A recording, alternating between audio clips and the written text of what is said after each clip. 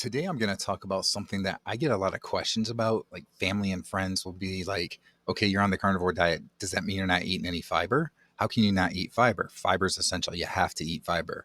What happens with your poops and so forth? So today I want to talk about this. Is fiber really needed? First of all, let's go into the description that you can find the definition, whatever, for fiber. It's a type of carbohydrate, and I'm going to read this word for word. So you're going to see me kind of reading something here as I go at different times. But anyway, fiber is a type of carbohydrate found in plants that your body cannot digest or absorb. Instead, it passes through your stomach, small intestines, and colon relatively intact and out of your body. Now, there are two main types of fiber: soluble and insoluble. Soluble fiber attracts water and turns into a gel-like substance that slows digestion down. Insoluble fiber doesn't mix with water and passes through your digestive system relatively intact.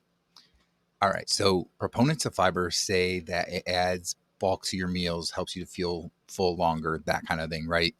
But so does animal fat. People that are on a high fat, low carb, high fat diet, carnivore, keto, whatever, we know that eating animal fat tends to make you full for a longer period of time. So, in a carnivore diet, for instance, you're really substituting higher fat content for fiber, and you don't need any fiber at all.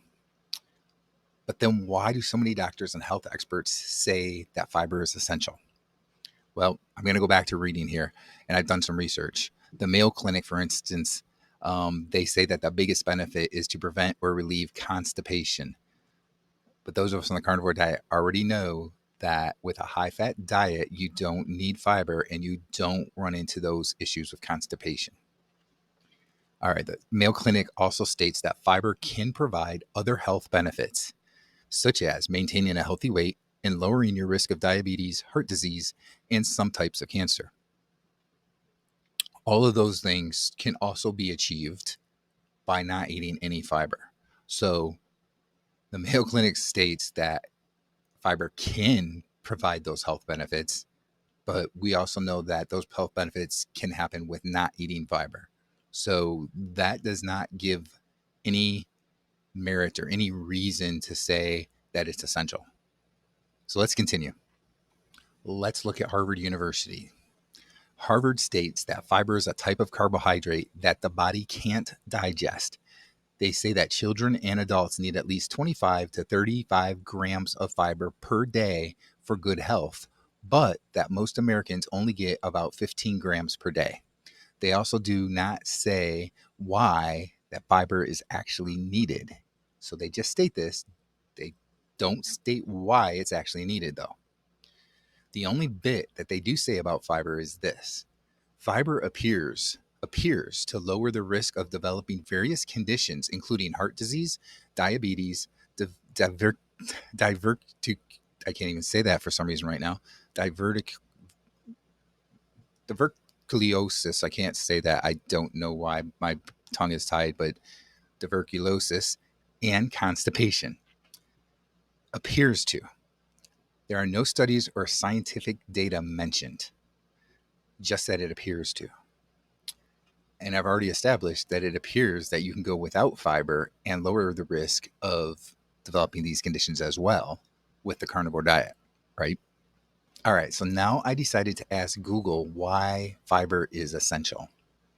The best answer I could find was from AI saying that fiber can help prevent constipation and may lower the risk of many health issues, as have already been said above, right? The same health issues. But nothing about fiber being essential, right? So now I asked AI if you will die if you don't eat fiber.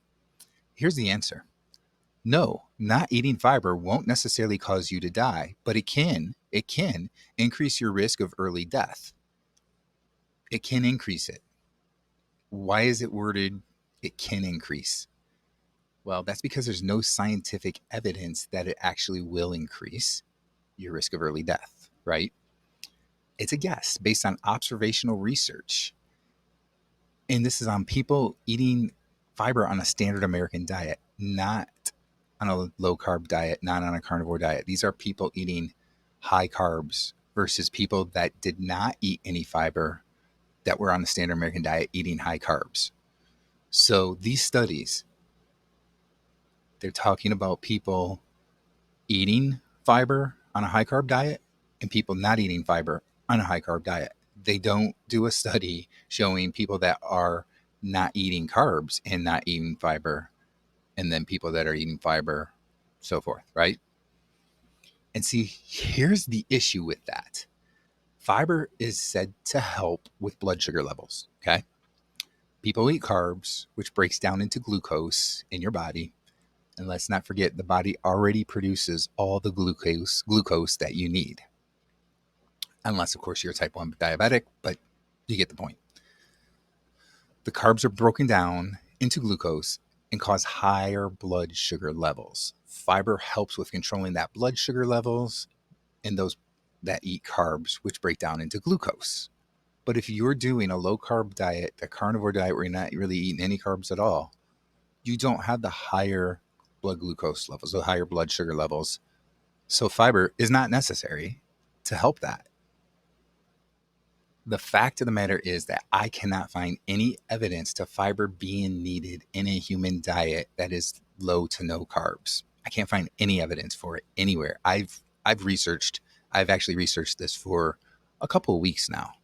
And there are people out there doing a meat-based diet with no fiber and little to no carbs for decades without any of the issues that the mainstream media and the health officials say will happen to you.